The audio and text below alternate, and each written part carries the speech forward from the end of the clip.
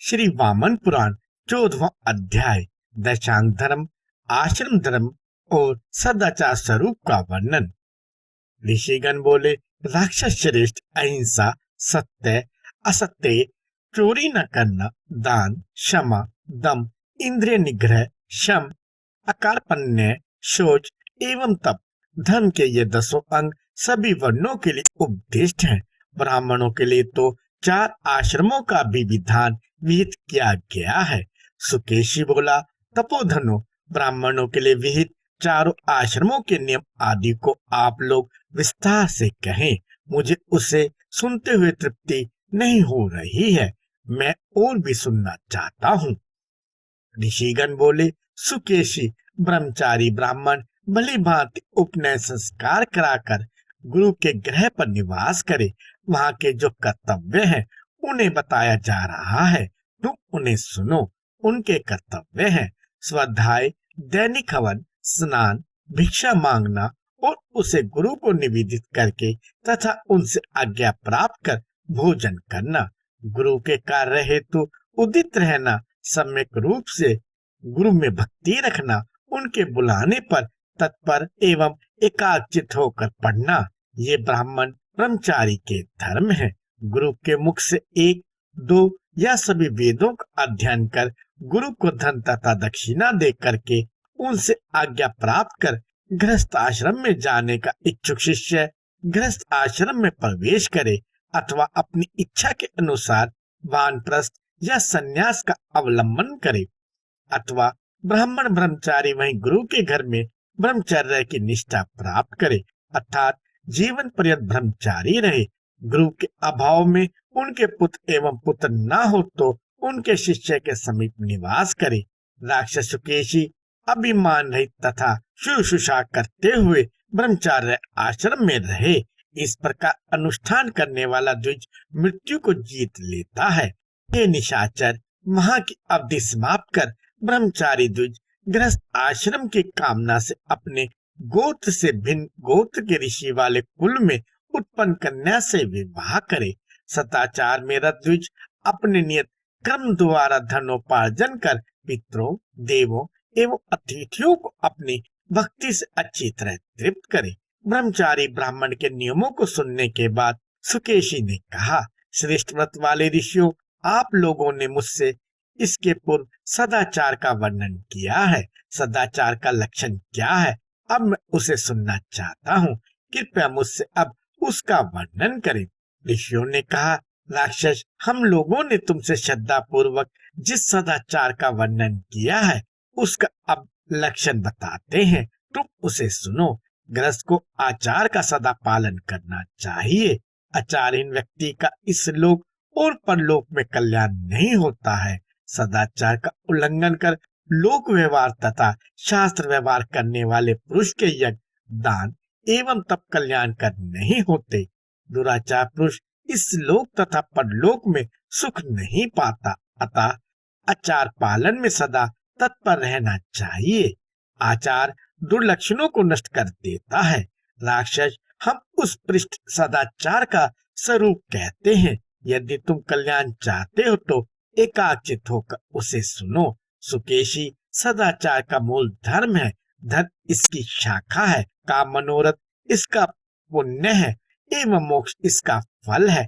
ऐसे सदाचार रूपी वृक्ष का जो सेवन करता है वह पुण्य भोगी बन जाता है।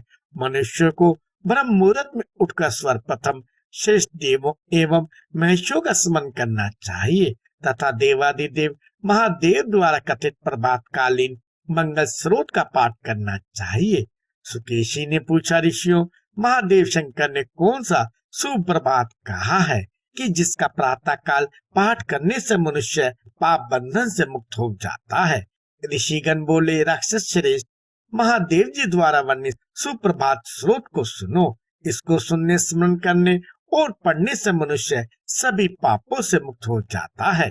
स्तुति इस प्रकार है, ब्रह्मा, विष्णु, शंकर ये देवता तथा सूर्य, चंद्रमा, मंगल, बुध, बृहस्पति, शुक्र और शनिचर ग्रह ये सभी मेरे प्रातः काल को मंगलमय बनाए।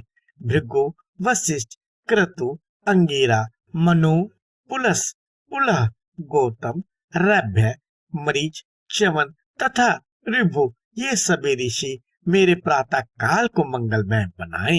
सनत कुमार, सनक, सनंदन, सनातन, आसुरी, पिंगल, सातों स्वर एवं सातों रसातल, ये सभी मेरे प्रातः काल को मंगलमय बनाए।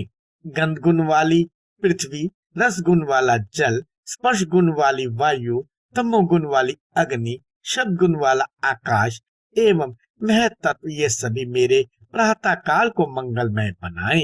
सातों समुद्र, सातों कुल पर्वत, सप्तऋषि, सातों श्रेष्ठ द्वीप और भू आदि सातों लोग, ये सभी प्रभात काल में मुझे मंगल प्रदान करें। इस प्रकार प्रातः काल में परम पवित्र सुप्रभात स्रोत को भक्ति पूर्वक पढ़ें, स्मरण करें अथवा सुने। निष्पाप ऐसा करने से भगवान की कृपा से निश्चय ही उसके दुष्स्वप्न का नाश होता है तथा सुंदर प्रभात होता है। उसके बाद उठकर धर्म तथा अधर्म के विषय में चिंतन करे और शैया त्याग करने के बाद हरि का नाम लेकर उत्सर्ग विधि शौच आदि करने के लिए जाए।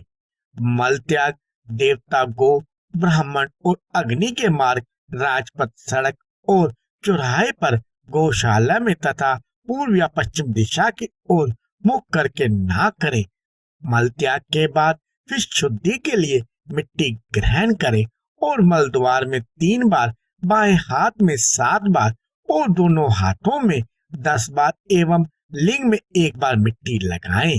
राक्षस सदाचार जानने वाले मनुष्य को जल के भीतर से, चूहे के बिल से, दूसरों के शोध से बची हुई एवं ग्रह से मिट्टी नहीं लेनी चाहिए। दीमक की बाबी से भी शुद्धि के लिए मिट्टी नहीं लेनी चाहिए। विद्वान पुरुष पैर धोने के पश्चात उत्तर या पूर्व मुख बैठकर फेन रहित जल से पहले मुख को 2 बार धोए, फिर धोने के बाद आचमन करे। आचमन करने के बाद अपनी इंद्रियों तथा सिर को हाथ से स्पर्श कर क्रमशः केश संशोधन, दंत धावन एवं दर्पण दर्शन कर संध्योपासना करे। शिर स्नान, सिर से पैर तक का स्नान अथवा अर्ध स्नान कर पितरों एवं देवताओं का जल से पूजन करने के पश्चात हवन एवं मांगलिक वस्त्रों का स्पर्श कर बाहर निकलना प्रशस्त होता है। दुर्वा, दधि, धृत, जलपूर्ण कलश, बछड़े के साथ गाय, बैल, सुवन, मिट्टी, गोबर, स्वास्तिक चिन्ह, अक्षत, लाजा, मधु का स्पर्श करे और ब्राह्मण की कन्या एवं सूर्य बिंब का दर्शन करे तथा सुंदर श्वेत पुष्प, अग्नि, चंदन का दर्शन कर अश्वत्थ, पीपल वृक्ष का स्पर्श करने के बाद अपने जाति धर्म, अपने वर्ण के लिए नित्य कर्म का पालन करें। देश विहित धर्म, श्रेष्ठ कुल धर्म और गो धर्म का त्याग नहीं करना चाहिए। उसी से अर्थ की सिद्धि करनी चाहिए। असत प्रलाप, सत्य रहित निष्ठुर और वेद आगम शास्त्र से असंगत वाक्य कभी ना कहें, जिससे साधु जनों द्वारा निंदित होना पड़े। किसी के धर्म को हानि ना पहुंचा एवं बुरे लोगों का संग भी ना करें।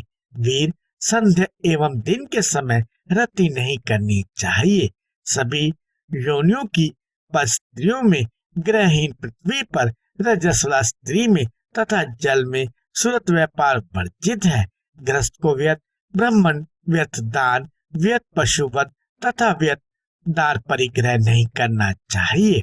व्यर्थ घूमने से नित्य कर्म की हानि होती है तथा वृथा दान से धन की हानि होती है और वृथा पशुवध कराने वाला, नरक प्राप्त कराने वाला पाप को प्राप्त होता है। अवैध स्त्री संग्रह से संतान की निंदनीय हानि, वन साकार्य का भय तथा लोक में भी भय होता है। उत्तम व्यक्ति परधन तथा पर स्त्री में बुद्धि ना लगाए। परधन नरक देने वाला तथा पर स्त्री मृत्यु का कारण होती है। पर स्त्री को नग्न अवस्था में ना देखे, चोरों से बातचीत ना करें तथा रजस्वला स्त्री को ना देखें, न उसका स्पर्श ही करें, न उससे बातचीत ही करें। अपनी बहन तथा पर स्त्री के साथ एक आसन पर ना बैठे। इसी प्रकार अपनी माता तथा कन्या के साथ भी एक आसन पर ना बैठे, नग्न होकर स्नान और शयन ना करे, वस्त्रहीन होकर इधर उधर ना घूमे, टूटे आसन और बर्तन आदि को अलग रख दे। नंदा, प्रतिपदा, षष्ठी और एकादशी तिथियों में तेल से मालिश ना करे। रिक्ता, चतुर्दशी, नवमी और चतुर्दशी तिथियों में शोर कम ना करे, ना कराए। तथा जया, तृतीया, अष्टमी और त्रयोदशी तिथियों में फल का गुदा नहीं खाना चाहिए। पूर्णा, पंचमी, दशमी और पूर्णिमा तिथियों में स्त्री का संपर्क ना करें तथा भद्रा, द्वितीया, सप्तमी और द्वादशी तिथियों में सभी कार्य करें। रविवार एवं मंगलवार को तेल की मालिश, शुक्रवार को शोर कम नहीं कराना चाहिए, ना करना चाहिए। शनिवार को फल का गूदा ना खाएं और बुधवार को स्त्री वर्ज्य है। शेष दिनों में सभी कार्य सदैव कर्तव्य हैं। चित्रा, हस्त और श्रवण नक्षत्रों में तेल तथा विशाखा और अभिजीत नक्षत्रों में शोर कार्य नहीं कराना चाहिए। मूल, मृगशिरा, पूर्वा भाद्रपद और उत्तरा भाद्रपद में गुदा भक्षण तथा मघा, कृतिका और तीनों उत्तरा फागुनी, उत्तराषाढ़ा, उत्तरा भाद्रपदा में स्त्री सहवास ना करे। राक्षस राज उत्तर और पश्चिम की ओर सिर करके शयन नहीं करना चाहिए। दक्षिण एवं पश्चिम भोजन नहीं करना चाहिए। देव मंदिर, चैत्य वृक्ष, देवता के समान पूज्य पीपल आदि के वृक्ष, चौराहे अपने से अधिक विद्वान और गुरु की प्रतीक्षा करे। बुद्धिमान व्यक्ति यत्न पूर्वक दूसरे के द्वारा व्यवहित माला, अन्न और वस्त्र का व्यवहार ना करे। नित्य सिर के ऊपर से स्नान करे। गृहोपराग, ग्रहण के समय और स्वजन की मृत्यु तथा जन्म नक्षत्र में चंद्रमा के रहने के अतिरिक्त समय में रात्रि में बिना विशेष कारण स्नान नहीं करना चाहिए। राक्षेश्वर, तेल मालिश किए हुए किसी के शरीर का स्पर्श नहीं करना चाहिए। स्नान के बाद बालों को उसी समय कंघी से ना झाड़े। मनुष्य को वहां रहना चाहिए जहाँ का राजा धर्मात्मा हो एवं जन वर्ग में समता हो, लोग क्रोधी ना हो, न्याय हो, परस्पर में डान ना हो, खेती करने वाले किसान और औषधियां हो, जहाँ चतुर्वेद, धनी मानी तानी, श्रेष्ठ विद्वान हो, वहां निवास करना चाहिए। जिस देश का राजा प्रजा को मात्र दंड ही देना चाहता हो तथा उत्सवों में जन समाज में नित्य किसी न किसी प्रकार का वैर द्वेष हो एवं लड़ाई झगड़ा करने की ही लालसा हो, निर्बल मनुष्य को ऐसे स्थान पर नहीं रहना चाहिए। ऋषियों ने कहा, महाभाव, जो पदार्थ धर्मात्मा व्यक्तियों के लिए सदैव त्याज्य है एवं जो भोज्य है, हम उनका वर्णन कर रहे हैं। तेल, घी आदि स्किन पदार्थों से पकाया गया अन्न बासी एवं बहुत पहले का बने रहने पर भी भोज्य खाने योग्य है तथा सूखे भुने हुए चावल एवं दूध के विकार, दही, घी आदि भी बासी एवं पुराने होने पर भी भक्ष्य खाने योग्य है।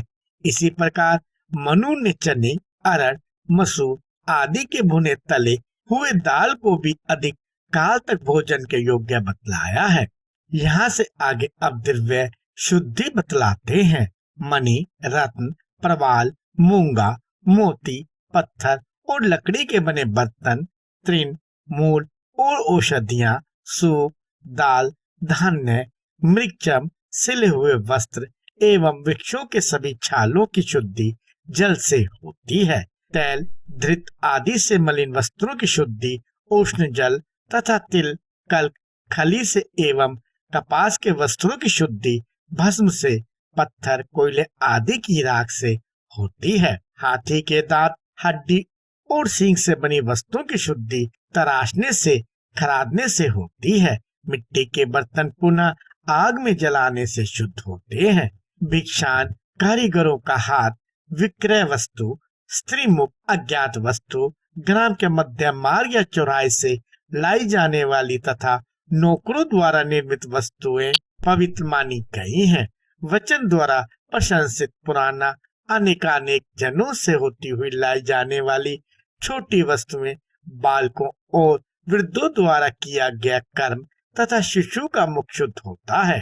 कर्मशाला, अंतग्रह एवं अग्निशाला में दूध मुहे बच्चों को ली हुई स्त्रियां संभाषण करते हुए विद्वान ब्राह्मणों के मुख के छोटे तथा उष्ण जल के बिंदु पवित्र होते हैं। पृथ्वी की शुद्धि खोदने, जलाने, झाड़ू देने, गौ के चलने, लीपने, खरोचने तथा सींचने से होती है और ग्रह की शुद्धि झाड़ू देने, जल के छिड़कने तथा पूजा आदि से होती है। केश, कीट पड़े हुए और मक्खी के बैठ जाने पर तथा गाय के द्वारा सूंघे जाने पर अन्न की शुद्धि के लिए उस पर जल, भस्म, क्षार या मिट्टी का छिड़कनी चाहिए। ताम्रपत्र की शुद्धि खटाई से, जस्ते और शीशे की क्षार के द्वारा, कांसे की वस्तुएं भस्म और जल के द्वारा तथा तरल पदार्थ कुछ अंश को बहा देने से शुद्ध हो जाते हैं। अपवित्र वस्तु से मिले पदार्थ जल और मिट्टी से धोने तथा दुर्गंध दूर कर देने से शुद्ध होते हैं। अन्य गंध वाले पदार्थों की शुद्धि भी गंध दूर करने से होती है।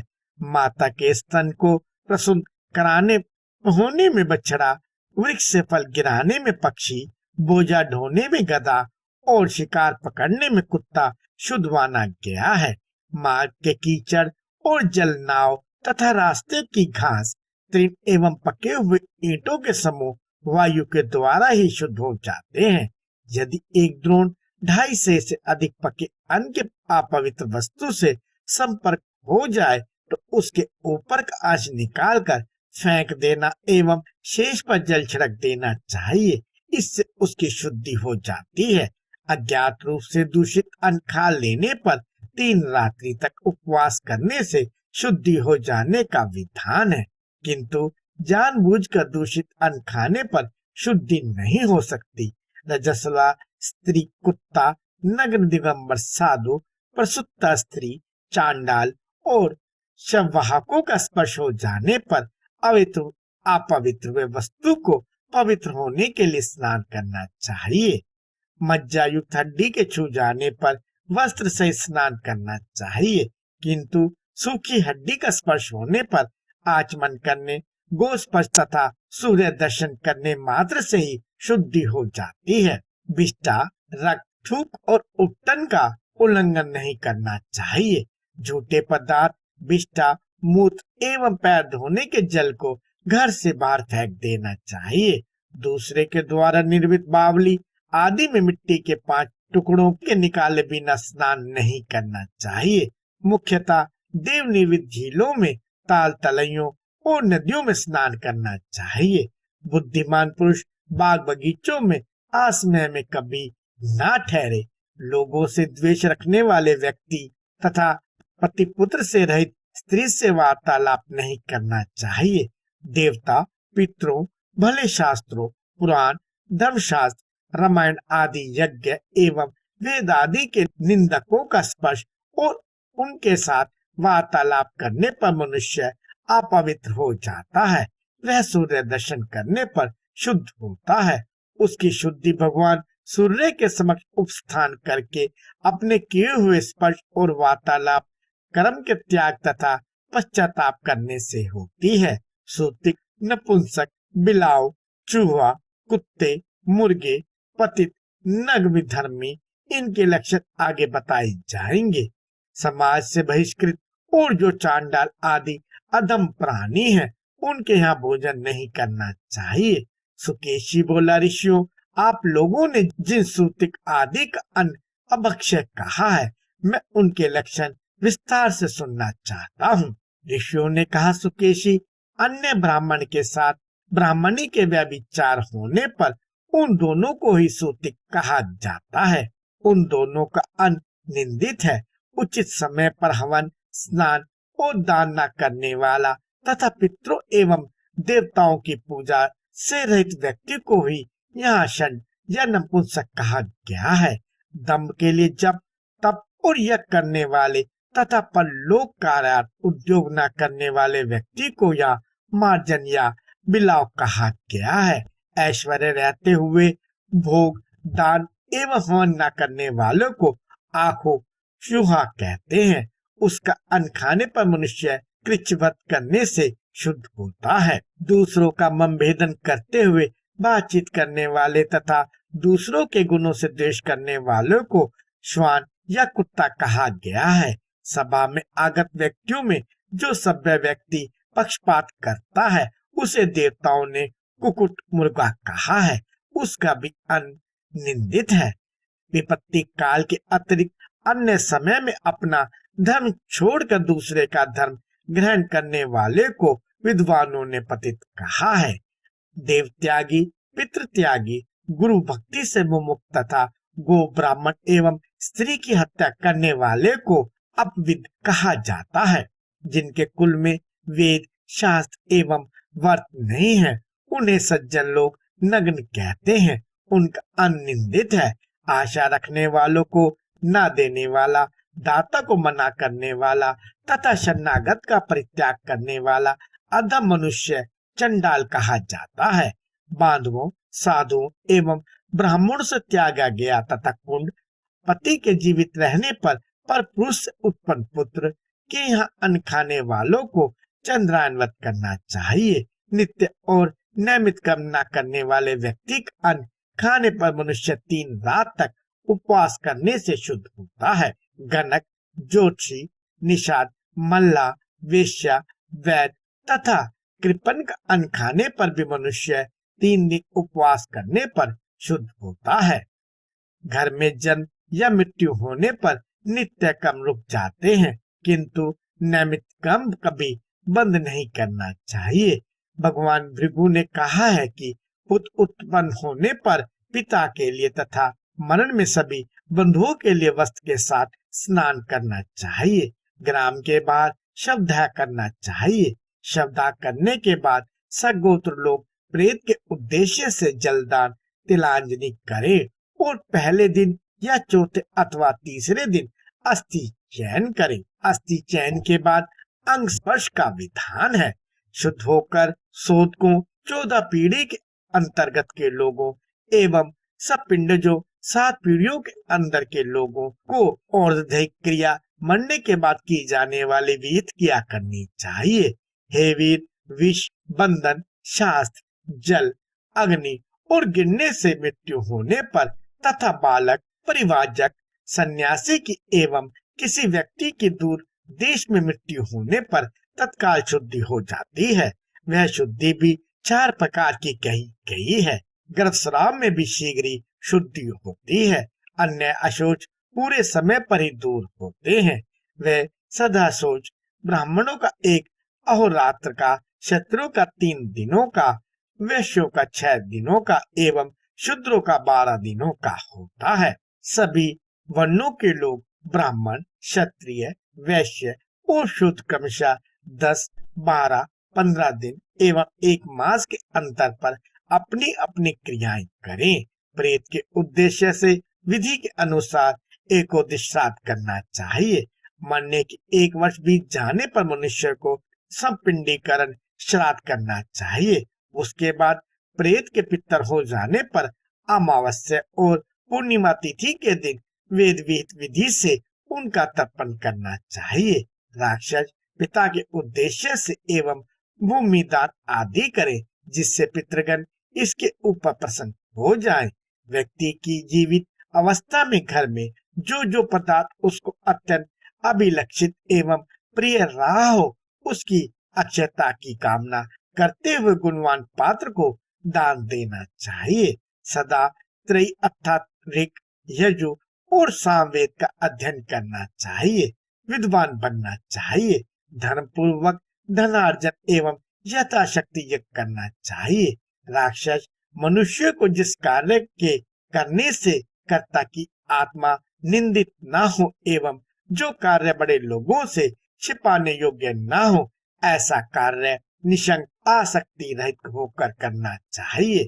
इस प्रकार के आचरण करने वाले पुरुष के ग्रस्त होने पर भी उसे धर्म, अर्थ एवं काम की प्राप्ति होती है तथा वह व्यक्ति इस लोक और परलोक में कल्याण का भागी होता है।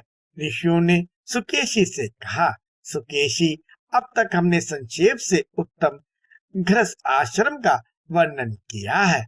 अब हम वानप्रस्थ आश्रम के धर्म का वर्णन करेंगे। इसे ध्यान पूर्वक सुनो। बुद्धिमान व्यक्ति पुत्र की संतान, पोत और अपने शरीर की गिरती अवस्था देखकर अपने आत्मा की शुद्धि के लिए वानप्रस्थ आश्रम को ग्रहण करे। वह अरण्य में उत्पन्न मूल फल आदि से अपना जीवन यापन करते हुए तब दोबारा शरीर शोषण करे। इस आश्रम में भूमि पर शयन, ब्रह्मचर्य का पालन एवं पितृ, देवता और अतिथियों की पूजा करे। हवन तीनों काल, प्रातः, मध्याह्न, संध्या काल, स्नान, जटा और बलकल का धारण तथा अन्य फलों से निकले रस का सेवन करे। यही वानप्रस्थ आश्रम की विधि है। चतुर्थ आश्रम संन्यास के धर्म ये हैं: सभी प्रकार की आसक्तियों का त्याग, ब्रह्मचर्य, अहंकार का अभाव, जितेंद्रियता, एक स्थान पर अधिक समय तक न रहना, उद्योग का अभाव, भिक्षान भोजन, क्रोध का त्याग, आत्मज्ञान की इच्छा तथा आत्मज्ञान, निशाचर। हमने तुमसे चतुर्थ आश्रम संन्यास के इन धर्मों का वर्णन किया। अब अन्य वन धर्मों को सुनो। क्षत्रियों के लिए भी गृहस्थ, ब्रह्मचर्य एवं वानप्रस्थ, इन तीन आश्रमों एवं ब्राह्मणों के लिए भी आचारों का विधान है। राक्षस वैश्य जाति के लिए गृहस्थ एवं वानप्रस्थ, इन दो आश्रमों का विधान है तथा शूद्र के लिए एकमात्र उत्तम गृहस्थ आश्रम का ही नियम है। अपने वन और आश्रम के लिए विविध धर्मों का इस लोक में त्याग नहीं करना चाहिए। जो इनका त्याग करता है उस पर सूर्य भगवान क्रुद्ध होते हैं।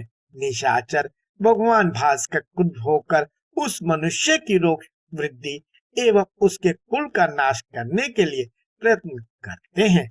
अतः मनुष्य स्वधर्म का ना तो त्याग करे और न अपने वंश की हानि होने दे। जो मनुष्य अपने धर्म का त्याग करता है उस पर भगवान सूर्य क्रोध करते हैं। पुलस जी बोले, मुनियों के ऐसा कहने पर सुकेशी उन ब्रह्मज्ञानी महर्षियों को बारंबार प्रणाम कर धर्म का चिंतन करते हुए उड़कर अपने पुर को चला गया।